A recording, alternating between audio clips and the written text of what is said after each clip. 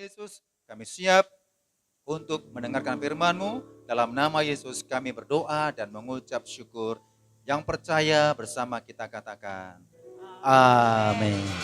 Silakan duduk Bapak Ibu Saudara-saudara. Shalom. Iya, selamat Natal dan juga selamat menjelang tahun baru. Baik, Bapak Ibu Saudara-saudara, kita akan mendengarkan firman Tuhan, sudah tepat jam 8. Mari kita buka ayat firman Tuhan sebagai tema yang kita ambil untuk tahun ini, yaitu Yakobus 1 ayat 12. Kita baca bersama-sama, 1, 2, 3 ya. Berbahagialah orang yang bertahan dalam pencobaan, sebab apabila ia sudah tahan uji, ia akan menerima mahkota kehidupan yang dijanjikan Allah kepada barang siapa yang mengasihinya. Itu ayat tema kita.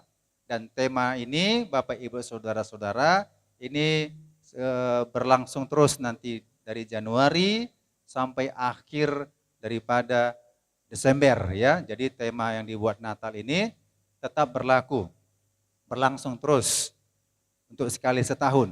Nah, jadi temanya adalah orang yang tahan uji akan menerima mahkota kehidupan. Katakan amin. Iya. Bapak Ibu Saudara boleh lihat tema kita ya ataupun ditampilkan di layar. Saya ambil 2 yang perlu dibahas pada malam hari ini. Yang pertama, orang yang tahan uji. Orang yang tahan uji. Yang kedua, ada kata menerima mahkota kehidupan. Nah, Bapak Ibu Saudara-saudara, dalam Wahyu 3 ayat 10, bahwasannya pencobaan akan berlangsung di seluruh dunia ini. Ya, kalau saudara Bapak Ibu baca Wahyu 3 ayat 10, ini pencobaan ini Bapak Ibu Saudara akan dialami bukan hanya personal, individu, bukan hanya satu kelompok, 2 kelompok, tetapi seluruh dunia akan mengalaminya pencobaan. Tetapi ada janji Tuhan di situ. Ya, janji Tuhan bagi orang yang tahan uji pasti akan mendapat perlindungan. Itu saja bedanya. Nah, di tahun 2023 ya, informasi mungkin Bapak Ibu Saudara sudah mendengar dan mendapat pengetahuan ya dari berita-berita mengatakan pada tahun 2023 akan banyak ya goncangan-goncangan lah begitu ya. Goncangan ekonomi, mungkin goncangan alam begitu. Bapak Ibu Saudara jangan khawatir ya. Jangan merasa tahun 2023 kita hadapi ini merupakan tahun yang sangat menakutkan. Tetapi ingat janji Tuhan dalam Wahyu 3 ayat 10 itu, Tuhan tetap melindungi orang yang percaya kepadanya. Amin. Nah, ini meneguhkan kita, menguatkan kita, jangan ada rasa kecemasan. Mungkin informasi itu membuat kita semakin gentar. Bapak Ibu Saudara, kalau ada informasi-informasi seperti itu, ini mempengaruhi pikiran kita, hati kita, perasaan kita, reaksi tubuh kita. Ya, informasi-informasi yang tekanannya, konotasinya negatif itu mempengaruhi kehidupan kita. Cara kita berpikir, cara kita bertindak, perasaan kita, dan segala seluruh unsur kehidupan kita. Itu sangat mempengaruhi. Tetapi ketika kita menghadapi hal tersebut, walaupun ada informasi seperti itu, tapi kalau kita pegang janji Tuhan, kita teguh akan perkataan Tuhan, firman Allah ya dan amin, maka kesan positif, ya, aura positif itu saudara menguasai kehidupan kita. Kebenaran firman Allah menuntun kita, kebenaran firman Allah menguatkan kita, itu tidak membuat kita gentar menghadapinya. Katakan amin. Nah, Bapak Ibu Saudara, dikatakan orang yang tahan uji. Ya. Orang yang tahan uji. Tentunya ada orang yang tak tahan uji. Kalau dikatakan tahan uji, Bapak Ibu Saudara, berarti mengalami suatu proses kehidupan. Proses kehidupan kita, saudara-saudara, tidak bisa kita menghindari. Justru kalau orang menghindari proses kehidupan, maka dia tidak tahan uji. Contoh dalam dunia pendidikan. Kalau dia, seorang siswa, seorang murid, tidak menghadapi bidang studi apapun yang disampaikan oleh bapak dan ibu gurunya, pasti dia akan mundur dan tinggal kelas. Tetapi ketika dia menerima proses pendidikan itu, dari kelas 1 SD akan naik ke kelas 2 SD. Dari kelas 2 SD akan naik ke kelas 3 SD. Dari kelas 3 SD terus sampai SMP, sampai SMA, dan sampai perguruan tinggi. Itu karena mau diproses. Itu orang tahan uji. Tetapi ketika menghadapi pengujian ini Bapak Ibu Saudara, muncullah menjadi dua golongan. Ada yang optimis dan ada yang pesimis. Ya. Nah, anak Tuhan jangan pesimis. Amin. Ya, tetap optimis, maju terus, pantang mundur. Kalau sudah pesimis Bapak Ibu Saudara, wah udahlah begini keadaan. Ya takdir. Takdir. Dalam Kristen tidak ada takdir. Ya. Dalam Kristen tidak ada kata takdir. Semuanya bisa diubah. Amin. Yang bodoh bisa pintar. Yang jahat bisa baik. Apapun, kondisi apapun dalam Tuhan bisa diubah. Tidak ada istilah takdir. Kalau dikatakan sudah miskin, miskinlah engkau selama-lamanya. Itu takdir. Kalau engkau penyakitan engkau selama-lamanya itu takdir. Tetapi dalam iman kepercayaan kepada Yesus tidak ada kata takdir. Haleluya. Nah, tentunya kalau sudah tahan uji, saudara-saudara, ini dalam masih proses pendidikan di sekolah lagi libur ya. Nanti akan diumumkan siapa yang juara 1, juara 2, juara 3, bagian diakonia akan menangani hal itu. Tentunya orang yang mengalami pengujian-pengujian dalam dunia pendidikan, kalau disebut dia juara 1, 2, 3, pasti mendapat apa? Mendapat beasiswa. Pasti mendapat hadiah. Pasti mendapat apa yang dirindukannya.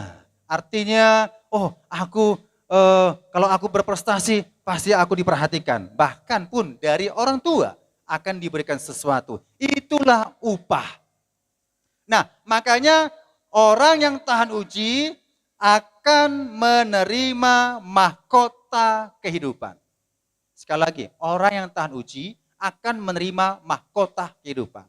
Mahkota kehidupan ini Bapak Ibu Saudara hanya diberikan kepada orang yang tahan uji. Ini akan terjadi dalam namanya disebut pengadilan Kristus. Bahwasanya dunia ini, ya, dunia ini orang mati dan hidup suatu hari kelak akan dihakimi. Akan mengalami penghakiman. Dalam Alkitab, penghakiman masa depan itu ada dua.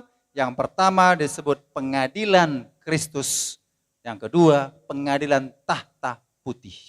Nah, dalam pengadilan Kristus Bapak Ibu Saudara-saudara, pengadilan Kristus atau juga disebut pengadilan tahta Kristus, inilah yang disebut untuk memberi mahkota kepada orang-orang yang tahan uji.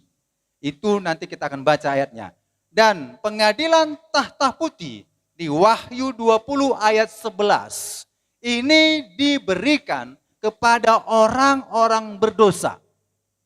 Jadi beda ya, pengadilan tahta Kristus dan pengadilan tahta putih ini cukup jauh berbeda.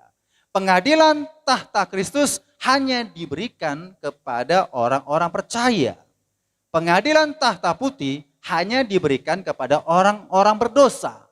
Bedanya adalah pengadilan tahta Kristus bukan untuk dihakimi. Amin. tidak dihakimi. Tetapi pengadilan tahta putih itu untuk orang-orang yang tidak menerima keselamatan dalam Kristus. Mereka akan dihakimi menurut perbuatan mereka masing-masing. Bukan supaya masuk ke surga, tapi masuk ke tempat penghakiman selama-lamanya. Di tempat yang sudah disediakan, yaitu api neraka. Itu pengadilan tahta putih. Jadi biar bisa kita membedakan. Itu akibat upah mereka, perbuatan mereka, maka mereka akan terima. Nah, kita lihat Bapak Ibu Saudara. Di 2 Korintus 5 ayat 10. Sebab kita semua harus menghadap tahta pengadilan Kristus, supaya setiap orang memperoleh apa yang patut diterimanya sesuai dengan yang dilakukannya dalam hidup ini, baik ataupun jahat. Maka ada dikatakan pengadilan Kristus. Pengadilan Kristus, sekali lagi, ini bukan untuk menerima penghukuman bagi kita. Tapi pengadilan Kristus ini diberikan kepada orang percaya menerima mahkota. Katakan amin. Kapan ini terjadi? Kapan ini terjadi? Ini terjadi ketika kita bertemu dengan Tuhan Yesus di awan kemuliaannya. Pada hari kedatangan Yesus yang kedua kali yang disebut harinya Tuhan atau Maranatha. Tuhan datang, mempelai datang, song-songlah dia. Nah, disinilah terjadi pesta pernikahan anak domba. Dan kita menerima mahkota menurut apa yang kita sudah perbuat, ya. Kita akan menerima mahkota, Bapak Ibu Saudara. Tetapi bagi Kristen yang tertinggal, inilah yang disebut mengalami aniaya 3,5 tahun lamanya, diinjak-injak, disebut zaman antikristus, Bapak Ibu Saudara. Nah, jadi Bapak Ibu kita lihat dulu ya, tahta pengadilan Kristus dalam bahasa Yunani. Saudara bisa tandai pengadilan Kristus itu berbeda ya. Kutipan dari bahasa aslinya bahasa Yunani bisa tampilkan ya. Biar mengerti teks warna merah. Oke. Nah, Bapak Ibu Saudara, kata tahta pengadilan, kata-kata tahta pengadilan. Sebab kita semua harus menghadap tahta pengadilan Kristus supaya setiap orang memperoleh apa yang patut diterimanya sesuai dengan yang dilakukannya dalam hidupnya ini baik ataupun jahat. Ada kata tahta pengadilan. Tahta pengadilan dalam bahasa Yunani itu bema. Bema ya. Supaya kita mengerti apa maksudnya bema. Supaya juga berkaitan dengan tema kita ini. Bema. Oke. Nah, bema boleh next lagi. Ya. Ini ilustrasi gambar saya saja ya. Ilustrasi gambar saya saja. Bukan untuk sesuatu yang dibangga-banggakan enggak ya. Ilustrasi. Nah, bema saudara-saudara itu suatu tempat. Di mana sang juara. Di mana orang yang berprestasi, di mana orang yang pemenang akan menerima upah, akan menerima medali, akan menerima piagam, akan menerima piala. Itulah maksudnya pengadilan Kristus yang disebut bema. Paham ya? Bema. Bahasa Yunani disebut bema, pengadilan Kristus itu, bema. Jadi bema itu kalau ada dalam suatu pertandingan, apalagi sekarang kan sudah kita dengar Piala Dunia ya. Nah, mereka diberikan sesuai dengan perbuatan mereka berhasil. Jadi bema itu hanya diberikan kepada orang-orang yang berprestasi, orang-orang yang sanggup tahan uji, berhasil menghadap tantangan hidup ini, maka dia layak diberikan hadiah. Nah, ini contoh saja ya, diberikan hadiah. Kalau dulu ini saya juara 3 gitu ya. Juara 3. Nah, next lagi. Dalam 2 Timotius 2 ayat 5, dalam bahasa versi mudah dibaca. Supaya kita ngerti ya, dalam versi mudah dibaca. Seorang pelari yang ikut dalam pertandingan tidak akan menerima mahkota jika tidak bertanding sesuai dengan peraturan yang berlaku. Jadi saudara, Alkitab selalu menerangkan tentang pelari ya. Jadi untuk memperoleh juara, untuk memperoleh mahkota dari bema itu saudara, itu ada aturan main. Ada aturan main. Kalau dalam sepak bola ada kartu kuning, ada kartu merah bagi mereka yang melanggar. Demikian ilustrasi ini dalam 2 Timotius 2 ayat 5 saudara, ilustrasi yang diambil adalah seorang pelari. Jikalau seorang pelari itu berlari dia dan tidak memenuhi peraturan, tidak ikut aturan pertandingan, perlombaan tersebut, maka tidak menerima pahala, tidak menerima medali, tidak menerima piala ataupun juga sejenisnya atau piagam, tidak menerima. Maka saudara-saudara, seorang pelari yang dimaksud Alkitab saudara ketika dia berlari menuju garis finish, ya, menuju garis finish, dia nggak boleh berhenti. Itu sudah melanggar peraturan. Kalau sempat dia berhenti, pasti itu udah kalah. Gitu. Karena kalau berlari itu tidak boleh berhenti. Sedangkan yang berlari aja belum tentu dia dapat prestasi mungkin entah 10 besar gitu. Tapi kalau dia mau meraih 10 besar atau mau meraih 50 besar, dia harus berlari terus, berlari terus, berlari terus tanpa berhenti.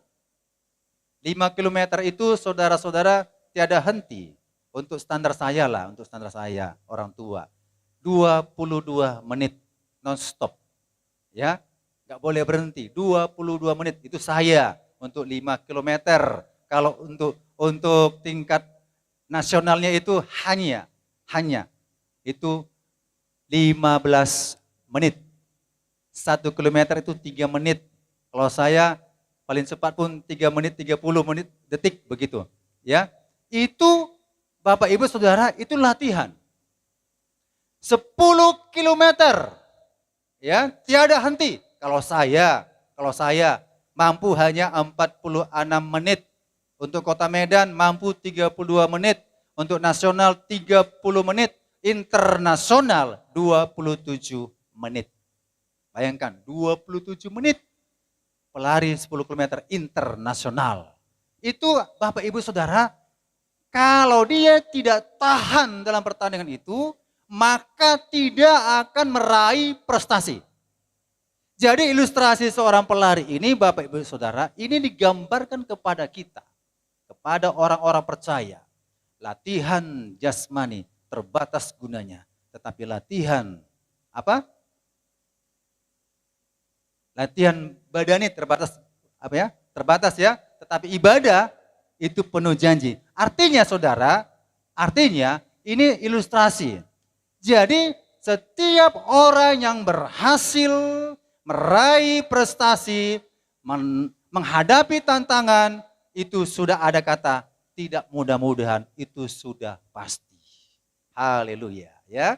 Sudah pasti. Kalaulah diumumkan dalam suatu pertandingan, akan diambil 50 orang peserta. Medali cukup 50 orang, maka yang 50 ini akan berhasil, akan diberikan. Itu maksudnya. Walaupun saudara-saudara tidak semuanya sama kecepatannya, tetapi semua diharapkan sampai kepada garis akhir, garis finish. Coba lanjut lagi ya, sampai garis akhir. Nah, dalam 1 Korintus 9 ayat 24, tahukah kamu bahwa dalam gelanggang pertandingan semua peserta turut berlari, tetapi bahwa hanya satu orang saja yang mendapat hadiah. Karena itu, larilah begitu rupa sehingga kamu memperolehnya. Semua peserta turut berlari. Semua peserta, bukan 1, 2, dan 3. Tapi semua peserta bisa 100 orang, bisa 200, bisa 300, bisa 500, bisa 1000. Tanggal 18 yang lalu saya ikut, itu jumlah pesertanya 3.000 peserta. Kenapa begitu banyak? Ada tujuannya untuk sekedar ikut berolahraga. Bagus. Ada yang ikut sekedar ikut supaya dapat lucky draw, dapat hadiah, sepeda gunung, televisi, kulkas, dan sebagainya. Ada yang ikut untuk meraih hadiah, karena hadiahnya cukup besar, 13 juta juara 1, begitu ya. 13 juta diambillah 10 besar, begitu saudara. Itu pesertanya lebih kurang 3.000 orang banyaknya. Termasuk para siswa tingkat SMK, tingkat SMP, dan tingkat SD bersama-sama lari, ada yang 5 km, tingkat pelajar, tingkat umum 10 km, total pesertanya lebih kurang 3.000 orang. Nah, maksud saya, dari seluruh peserta itu, semuanya berlari. Ya, semuanya berlari sedemikian rupa. Kalau sekedar untuk memperoleh hadiah mungkin hanya sekedar jogging-jogging lah. Tapi untuk meraih hadiah itu saudara, bukan hanya sekedar lari jogging, tetapi sudah maksimal kemampuannya, apa yang dimilikinya, apa yang bisa dilakukannya sampai akhir napasnya, sampai finish, selesai. Jadi saudara, ilustrasi lari ini tidak gini ya, jangan anggap enteng gitu ya, karena saya sudah alami. Maksud saya saudara, untuk meraih prestasi, menerima upah di sorga, saudara harus tahan uji. Kita semua Bapak Ibu harus namanya latihan dan tahan uji. Dari mana mau tahan ujinya? Dari latihan demi latihan demi latihan. Dari 1 kilometer sanggup, lulus, lanjut 2 kilometer. 2 kilometer sanggup, lulus, sanggup, lanjut lagi 3 kilometer. Sanggup lagi 3 kilometer, tes lagi, uji lagi. 4 kilometer sanggup lagi. Sampai semana kita mampu. Ini artinya Bapak Ibu Saudara, bahwasannya orang percaya supaya berhasil menghadapi di tahun 2023, menghadapi semua tantangan ini, jangan menyerah. Amin. Ya, ketika saya lari, ini pribadi saya. Ketika saya lari, kalau saya melihat ke kanan, mungkin ke kanan, masih ada orang belakang, mungkin muncullah rasa sombong ya, rasa sombong. Tapi kalau saya melihat ke kiri, cepat sekali, mungkin menjadi rendah diri gitu. Tetapi Bapak Ibu Saudara, dalam Kristus tidak ada rendah diri, tidak ada sombong. Tapi dalam Kristus mata kita melihat ke depan. Apa yang kita lihat? Mata kita melihat, yang kita pandang adalah pribadi Tuhan Yesus. Katakan amin. Ya, coba kita baca Ibrani. Ibrani 12 ayat 1 sampai 2. Bapak Ibu Saudara perhatikan ya. Saya baca ayat ini.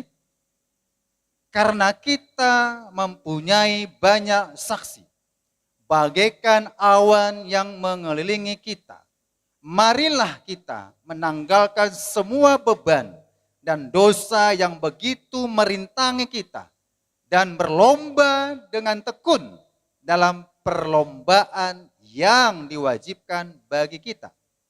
Marilah kita melakukannya dengan mata yang tertuju kepada Yesus yang memimpin kita dalam iman dan yang membawa iman kita itu kepada kesempurnaan, yang dengan mengabaikan kehinaan tekun memikul salib, ganti sukacita yang disediakan bagi kita, bagi Dia yang sekarang duduk di sebelah kanan tahta Allah. Saudara perhatikan ayat ini.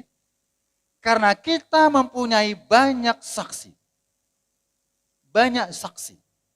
Artinya ada yang saksi benar, ada yang saksi tidak benar, ya. Demikian juga kita mempunyai banyak saksi. Banyak saksi. Kalau dalam pertandingan banyak penonton. Dilihat kita dalam suatu pertandingan yang diwajibkan dalam suatu pertandingan. Ada yang mengatakan kamu tidak bisa. kamu gagal. Ada yang mengatakan bisa, berhasil, berhasil, sampai menang, berhasil. Ini saudara-saudara menyemangati peserta perlombaan. Jadi kalau dia mendengar saksi-saksi atau penonton-penonton yang melemahkan, maka otomatis daya fisiknya pun lemah. Kalau nggak percaya saudara ikut lomba lari. Ngetes aja, uji nyali gitu, walaupun belum pernah ya kalau ada perlombaan apapun. Nggak usah lomba-lomba yang hebat-hebat. Kalau lomba-lomba 17 Agustus gitu ya, makan kerupuk aja dibilang, wih bisa, makan kerupuk pasti cepat habis. Saya juga alami begitu saudara, ketika udah capek, tinggal jaraknya 2 kilometer, ya, udah napas udah ngos-ngosan saudara, tapi penonton tidak ada yang melemahkan. Ayo lanjut, bisa, sampai finish Pak, bisa, lanjut. Ini menyemangati. Haleluya. Semangat walaupun sudah agak letih, sudah daging ini berkata stoplah. Udah lelah, capek. Tapi karena ada saksi atau penonton yang menyemangati saudara, maka sampailah saya di akhir finish itu. Nah itu artinya. Nah jadi jangan terpengaruh dengan sesuatu yang melemahkan iman kita. Yang berusaha menjatuhkan iman kita. Itu ujian. Bayangkan saudara, bagi keluarga yang punya anak, Bapak Ibu, kalau kita katakan anak kita, bodoh kau. Gini kau matematika. Gak pintar kau. Gak tahu kau menghitung. Dasar anak bodoh. Maka anaknya kalau dengar itu, maka anaknya akan bodoh. Tapi kalau dibilang, gak apa-apa. Walaupun dapat nilai 50, bagus ya. Nah minggu depan dapat 60 nak ya. 60. Minggu depan dapat 70 ya, 70. Minggu depan dapat 80. Disemangatkan, diberikan semangat. Ya. Demikian juga dalam hidup kita, Bapak Ibu Saudara. Yang memberi semangat itu paling utama adalah Roh Penghibur. Amin. Roh Kudus. Jadi kalaupun kiri kanan kita berusaha melemahkan kita, tetapi ada Roh Kudus memampukan kita, saudara, maka kita pun sampai kepada akhir tujuan kita. Haleluya. Nah, dikatakan lagi, saudara, dalam Ibrani tadi, ya, dalam Ibrani 12 tadi, nah dikatakan begini, marilah kita menanggalkan semua beban dan dosa yang begitu merintangi kita. Dalam hidup ini banyak tantangan, rintangan, badai gelombang. Rupanya ayat ini mengatakan marilah kita menanggalkan semua beban. Jadi mau sampai akhir garis finish, tanggalkan semua apa yang kita hadapi. Ya, tinggalkan, artinya masalah boleh datang. Tapi masalah jangan menjadi beban hidup kita untuk mencapai tujuan hidup kita. Jangan, dikatakan lagi, dosa yang begitu merintangi kita dan berlomba. Berlomba dengan tekun dalam perlombaan yang diwajibkan bagi kita. Berlomba dengan tekun. Jadi hidup kita ini Bapak Ibu Saudara berlomba. Katakan amin. Hidup kita ini berlomba. Bukan maksudnya apa ya? Artinya kiri kanan saling sikut menyikut, jatuh lemah, enggak. Hidup kita ini berlomba. Apa yang kita hadapi saudara berhasil naik tingkat, naik level, begitu. Nah, yang diwajibkan bagi kita, rupanya berlomba itu wajib ya. Dalam iman Kristen, lomba itu wajib. Kemudian ayat 2, marilah kita melakukannya dengan mata yang tertuju kepada Yesus yang memimpin kita dalam iman. Begini ilustrasinya. Kalau saya berlari saudara-saudara, kalau saya memandang diri saya, memandang kelemahan saya, tentunya saya nggak akan pernah mencapai garis finish. Apa yang saya pandang? Garis finish. Jadi kalau lari itu saudara, matanya ke depan. Ya, seorang pelari, ini kiatnya saja, salah satunya. Supaya lelah itu tidak melemahkan kita, saudara lari 10 kilometer itu sangat melelahkan. Sangat melelahkan. Ya, rekan saya guru mau coba tes, ikut dia, ikut, bolehlah saya bilang ikut, saya daftarkan, ikut. Baru dia tahu, wih Pak jauh kali rupanya Pak 10 kilometer. Gak sanggup saya, jalan saya. 2 jam juga saya sampai, 2 jam sampai. Dari jam 7 sampai jam 9 lewat dia sampai. Bapak, kalau saya bilang, saya hanya 46 menit gitu ya. Saudara kenapa bisa? Karena seorang pelari itu tidak memandang dirinya sendiri, kondisi sendiri, tapi memandang ke depan. Jadi lari pun itu saudara stabil. Ya, lari itu pun stabil. Tidak terlampau cepat, tidak terlampau lambat. Kalau terlampau cepat, terlampau semangat, berhenti nanti 1 kilometer, habis napasnya. Tapi stabil, ya, tertib, berlangsung. Kadang-kadang gini kita ya, dalam ikut Tuhan ya, semangat-semangat 45. Ya, haleluya, haleluyanya semangat, tetapi ya setahun semangat, 2 tahun semangat, 3 tahun nggak nampak, 4 tahun hilang, begitu. Bukan begitu maksud saya. Tapi stabil, ya, memandang ke depan, maju terus. Napas pun memang sudah capek, tapi melihat garis finish saudara-saudara, bayangkan garis finish saudara, maka itu sampai. Amin. Ya, sampai. Percaya saudara, ya. Asal memang saudara punya pandangan yang betul-betul melihat garis akhir finish. Tapi kalau sudah melihat diri sendiri, apalah awak ini, gak sanggup saya ini. Aduh, dia pun lebih kencang, saya gak bisa kejar. Lama-lama berhenti. Demikian juga kita saudara, melihat pencobaan, tantangan hidup kita. Kalau kita melihat pencobaan yang kita hadapi, kita bisa lemah. Bila kita lihat tantangan yang kita hadapi, kita bisa terjatuh. Tetapi kalau kita melihat tantangan itu, saudara-saudara, boleh berdatangan, masalah apapun boleh datang, tapi kita melihat, memandang pribadi Yesus. Tantangan apapun yang kita hadapi, saudara-saudara, jangan ada kata pencobaan yang kuhadapi lebih besar daripada Tuhan. Tidak. Rupanya pencobaan, tantangan, ujian itu ringan kita hadapi bersama-sama dengan Tuhan. Katakan amin. Ya, pencobaan-pencobaan yang kita hadapi itu adalah pencobaan yang biasa. Tidak berat, ringan. Mata kita, iman kita tertuju kepada Tuhan Yesus. Maka semuanya ringan. Jadi kalaupun ada informasi di tahun 2023 ini saudara-saudara, ya tidak bermaksud menganggap enteng. Tidak bermaksud meremehkan. Tapi ingat, ada Tuhan Yesus. Katakan amin. Haleluya. Nah Bapak Ibu Saudara, jadi tujuan daripada Bema tadi saudara, yang pertama tujuan itu bukan supaya menentukan masuk surga dan masuk neraka. Dan bukan juga untuk menghukum, ya, menghukum, bukan. Tetapi tujuannya adalah untuk menerima mahkota. Nah, sekarang siapa yang layak? Saudara bisa introspeksi diri setelah nanti saudara dengar. Siapa yang layak menerima mahkota tersebut?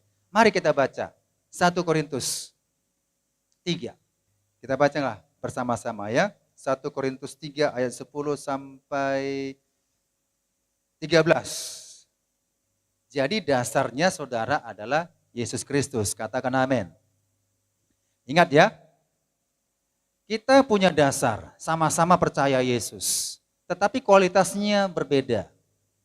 Ada kualitasnya emas, ada kualitasnya perak, ada kualitasnya batu permata, ada kayu, ada rumput, ada jerami. Ini Tuhan ya berbicara di sini dalam tulisan ini melambangkan orang-orang percaya, orang-orang percaya.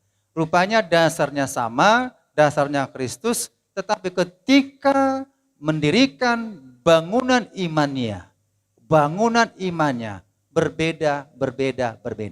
Oke, sekarang nggak nampak. Nanti yang nampak itu ketika diuji dengan api. Diuji saudara-saudara, sesuai tema kita ya, orang yang tahan uji akan menerima mahkota. Diuji.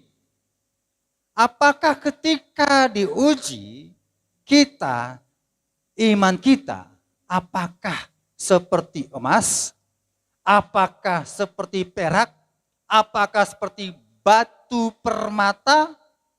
Saudara-saudara, kalau emas menghadapi pengujian, menghadapi api pembakaran, emas itu malah memurnikannya.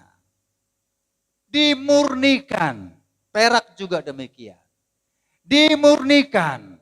Jadi dia tidak bisa hangus. Jadi segala tantangan, segala persoalan, segala masalah yang dihadapinya itu biasa untuk menguji kualitas emas imanku. Maka saudara-saudara akan terbukti. Demikian juga perak, demikian juga batu permata. Ketika digosok, ketika diukir atau namanya batu permata ya, diasah-asah, digosok-gosok saudara-saudara, dia akan menghasilkan batu yang bersinar. Ini benda-benda berharga. Emas benda berharga, perak benda berharga, batu permata benda berharga. Tetapi ada 3 orang beriman yang beda imannya dengan emas, perak, batu permata. Ketika datang pengujian, ketika datang persoalan, ketika diuji dan dites, saudara-saudara, imannya kayu, imannya jerami, imannya rumput kering. Datanglah api. Apa yang terjadi Bapak Ibu Saudara? Hangus terbakar. Api datang, hangus terbakar. Tetapi kalau emas datang api tidak menghanguskan. Malah semakin dimurnikan. Jadi Bapak Ibu Saudara, jangan anggap seluruh umat percaya kepada Yesus akan menerima mahkota. Belum tentu. Apalagi mahkota kehidupan. Ya, mahkota kehidupan hanya diberikan kepada orang yang tahan uji. Kalau tahan uji, maka diberikan mahkota kehidupan. Ini menggambarkan tidak semua menerima mahkota kehidupan. Hanya orang yang tahan uji.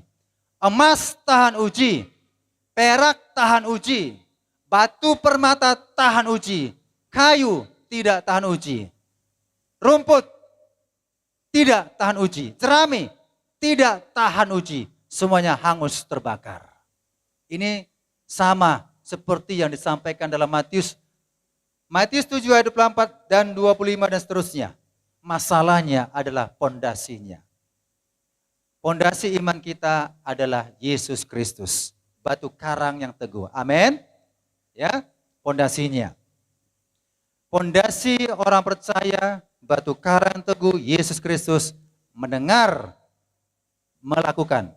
Mendengar, melakukan. Tetapi kalau ada yang mengatakan pondasiku, imanku kepada Kristus, mendengar, tidak melakukan. Mendengar, tidak melakukan. Rubuhlah. Maka 2 pondasi ini saudara-saudara ketika menghadapi tantangan, 2 pondasi. Pondasi batu dan pondasi pasir. Pasir dan batu cukup jauh berbeda. Dan ini gambaran orang yang mengaku percaya pada Tuhan. Punya pondasi yang kuat, yaitu batu. Dan punya pondasi yang lemah, yaitu pasir. Buktinya apa saudara? Kalaulah pondasi kuat, ini bangunan ini saudara pondasi cukup kuat.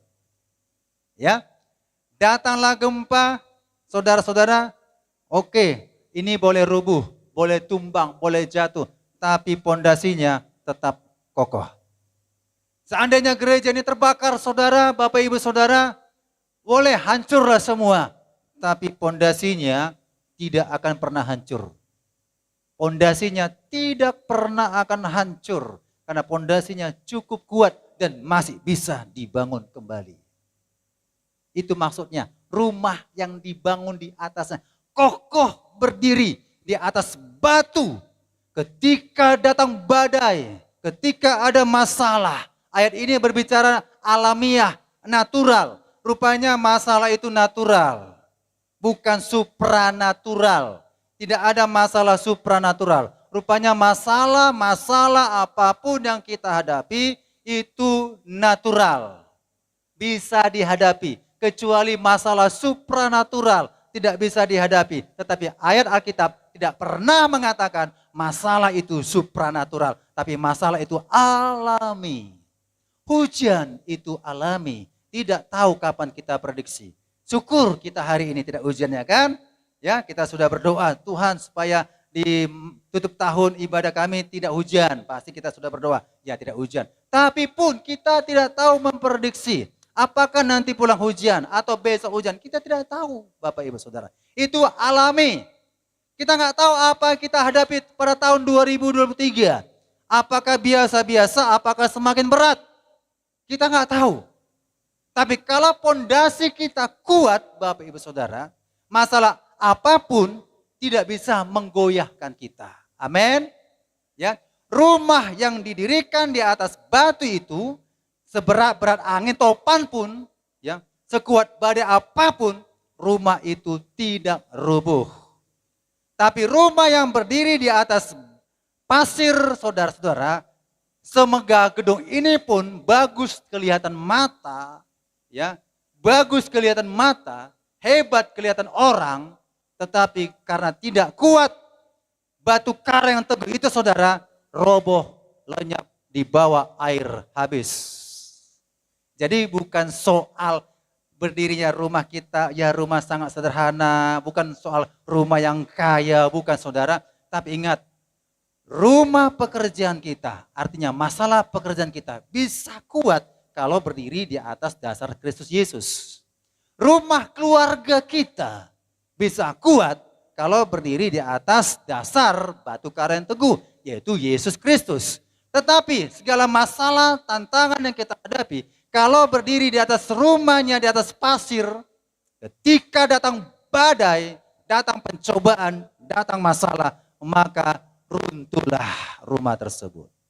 Dan inilah nanti ketika Tuhan datang.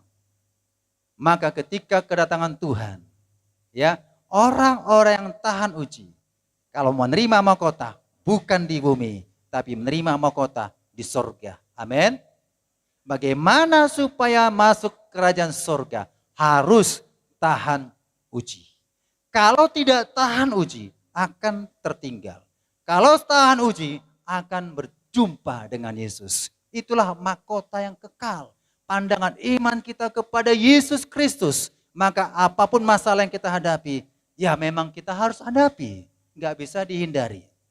Jangan menghindari masalah. Jangan menghindari pencobaan. Jangan menghindari tes dan ujian. Jangan, hadapi saja bersama-sama dengan Tuhan Yesus. Amin. Maka saudara-saudara, nanti suatu hari kelak kita akan bertemu dengan Tuhan. Kita sampai pada garis finish menerima mahkota kehidupan yang abadi. Amin. Nah, Bapak Ibu Saudara-saudara, ya, saya ulang kembali kesimpulannya. Berarti Bapak Ibu Saudara-saudara, tema kita, orang yang tahan uji akan menerima mahkota. Saudara tahan uji. Saudara harus kuat, harus maju. Ya, di tahun 2023, kita nggak tahu dari Januari, Februari, Maret, April, dan sampai Desember apa yang terjadi. Jangan anggap supranatural masalah tersebut. Anggaplah itu natural dan biasa-biasa saja. Karena kita tahu Yesus menyertai kita. Amin. Ya, Bapak Ibu Saudara, maka kita akan menerima mahkota kehidupan. Inilah firman Tuhan. Tuhan Yesus memberkati kita. Kita berdoa.